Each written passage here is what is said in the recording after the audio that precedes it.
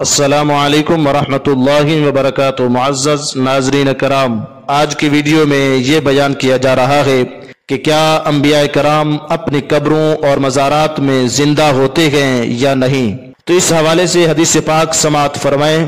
حضرت اوس رضی اللہ تعالیٰ عنہ سے روایت ہے کہ حضور اکرم نور مجسم صلی اللہ تعالیٰ علیہ وسلم نے ارشاد فرمایا کہ بلا شبہ یقیناً جمعۃ المبارک کا دن تمہارے افضل دنوں میں سے ایک دن ہے۔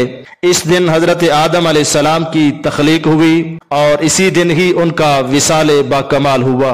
جمعۃ المبارک کے دن نفخہ ثانیہ اور اسی دن نفخہ اولا ہوگا، یعنی جمعہ کے دن ہی پہلی اور دوسری مرتبہ سور پھونکا جائے گا۔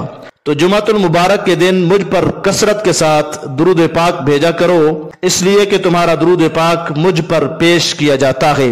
صحابہ کرام علیہم الرضوان نے بارگاہ مصطفیٰ میں عرض کی، یا رسول اللہ صلی اللہ تعالیٰ علیہ وسلم، ہمارا درود پاک آپ کی پاک بارگاہ میں کیسے پیش کیا جائے گا جبکہ آپ کا تو وصال باکمال ہو جائے گا؟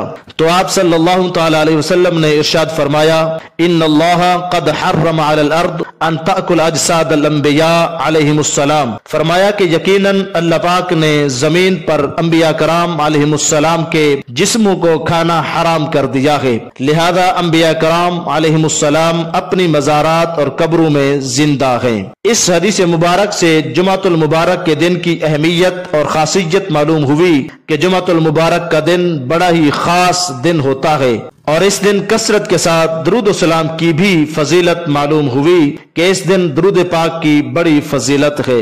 نیز اس حدیث پاک سے یہ بھی ثابت ہوا کہ انبیاء کرام علیہم السلام کے پاکیزہ اجسام عام لوگوں کی طرح نہیں ہوتے کہ زمین انہیں کھا جائے، بلکہ اللہ رب العزت نے انہیں اعلیٰ اور اکمل درجہ کی حیات طیبہ عطا فرمائی ہے۔ وہ اپنے مزارات عالیہ میں زندہ جاوید موجود ہیں اور ان کے اجسام مبارکہ بھی صحیح اور سلامت ہیں۔ تو زندہ ہے واللہ، تو زندہ ہے واللہ، میری چشم عالم سے چھپ جانے والے، چمک تجھ سے پاتے ہیں سب پانے والے، میرا دل بھی چمکا دے چمکانے والے۔